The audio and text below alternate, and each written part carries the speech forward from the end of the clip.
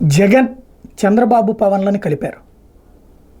పవన్ని అవమానించారన్నటువంటి కసి ఆయన్ని చంద్రబాబుకి దగ్గర చేస్తే, చంద్రబాబుని ఇబ్బంది పెడుతున్నారు, తెలుగుదేశం ఆర్థిక మూలాలను దెబ్బతీస్తున్నారు అన్నటువంటి కసి పవన్తో కలిసేలా చేసింది. పరస్పర విరుద్ధమైనటువంటి సామాజిక వర్గాలుగా సుదీర్ఘకాలం పాటు సాగినటువంటి ఆంధ్రప్రదేశ్ ప్రస్థానంలో అతిపెద్ద సోషల్ ఇంజనీరింగ్ ఇది. కమ్మ కాపు సామాజిక వర్గాలు ఏకం కావడం. జగన్మోహన్ రెడ్డి ప్రయత్నించినటువంటి బీసీ ఎస్సీ ఎస్టీ మైనార్టీ సామాజిక వర్గ సమీకరణం 2019లో తనకు అధికారం తెచ్చిపెడితే, దానికి తోడు రెడ్లు తోడు నిలబడితే, ఇప్పుడు రెడ్లు ఆయన వదిలేస్తే ఎస్సీ ఎస్టీ మైనార్టీలో శక్తి తగ్గిపోతే, అదే సందర్భంలో కమ్మ కాపు కాంబినేషన్తో పాటుగా ఈ చీలిన ఓట్లు అటుకు వెళ్ళడం వల్లనే ఈ విజయం సాధ్యమైంది. దానికి కారణమైంది డెడ్లీ కాంబినేషన్ చంద్రబాబు నాయుడు పవన్ కళ్యాణ్.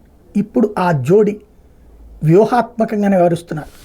ఎక్కడా పొరపచ్చాలు లేకుండా చూసుకుంటున్నారు. గ్రౌండ్ లెవెల్లో పొరపచ్చాలు వస్తే ఇమ్మీడియట్గా పరిష్కరించుకునే యంత్రాంగాన్ని సిద్ధం చేసుకున్నారు. పై స్థాయిలో భేషజాలు పోకుండా ఉండేలా చూసుకుంటున్నారు. ఇంకొక తరం ఈ ఇద్దరు వస్తే జగన్ పని అయిపోతుంది. జగన్ పని అయిపోతే ఇక ఆ పైన పవన్ కళ్యాణ్ ముఖ్యమంత్రి, చంద్రబాబు తర్వాత లోకేష్ ముఖ్యమంత్రి, ఈ సీన్ ఇద్దరు చూసుకోవచ్చు. ముందైతే ఒక శక్తిని తొక్కి పడేయాలా. తెలంగాణలో బీఆర్ఎస్ ప్లేస్ని బీజేపీ ఆక్యుపై చేసింది. అట్లాగే ఆంధ్రప్రదేశ్లో కాంగ్రెస్ ప్లేస్ని వైసీపీ ఆక్యుపై చేసింది.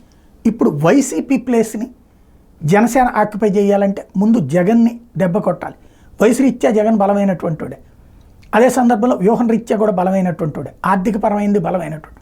కాబట్టి ఈ బలాలకి విరుగుడే ఇద్దరి కలయిక అన్నటువంటి మరొక బలం.